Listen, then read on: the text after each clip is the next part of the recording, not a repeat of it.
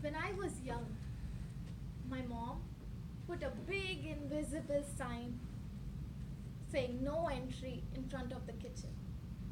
But as kids, we love breaking the rules.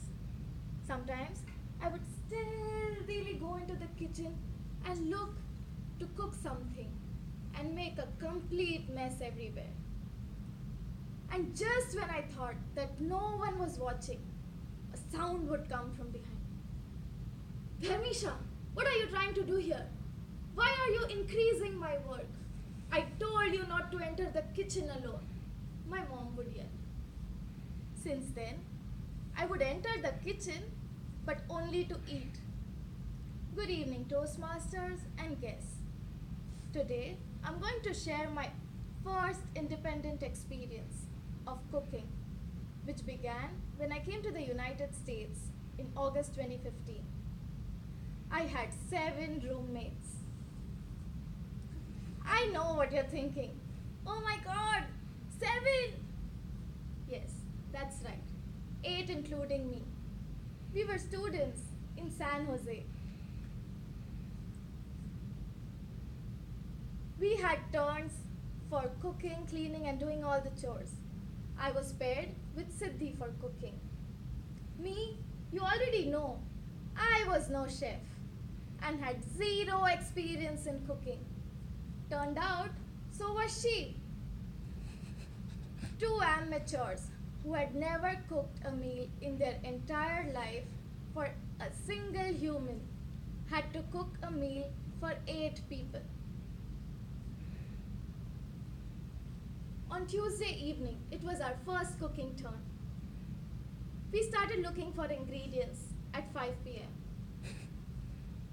Siddhi said, Dharmisha, there is a lot of chickpea flour. Have you tried the recipe called khandvi? It's very delicious. Should we try to make that? Me being overconfident and excited, said, yeah, I've seen my grandmom make it all the time. Should be simple, we can try it. Little did I know that there was a huge difference between seeing something and trying it out on your own.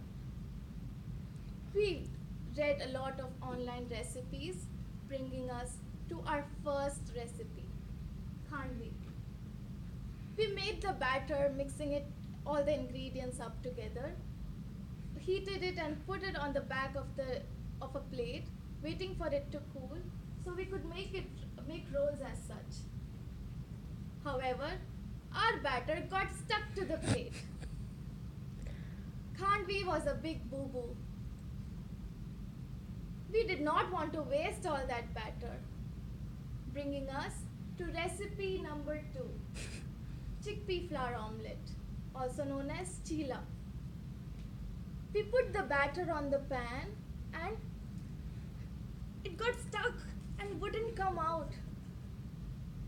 Omelette 2 was a disaster. But life moves on, and so did we.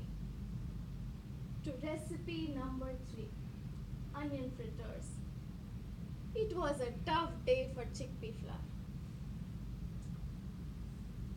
We sliced the onions, put it into the batter, and deep fried it, just like a potato patty. Ta-da! We were not so lucky. The batter wouldn't bind to the onion slices. By now, even the chickpea flour was tired. It had been through a lot.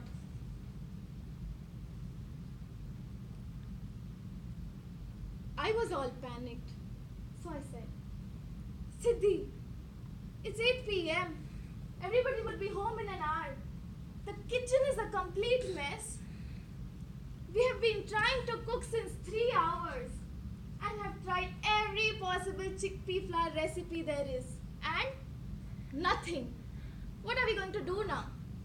No wonder my mom used to tell me to be as far away from the kitchen as possible.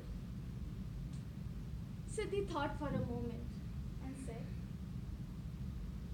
Dharmisha, if we have the courage, there is one more recipe that we have not tried. It's called pitla bhakri.